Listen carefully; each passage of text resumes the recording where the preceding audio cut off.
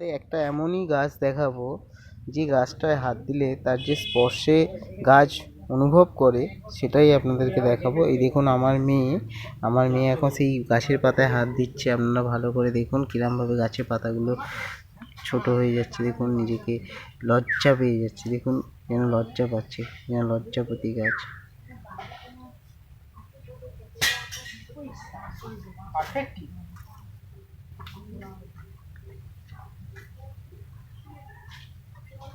মা এদিকটা হাত দে, এইদিকে হাত দে, এইদিকে হাত দে।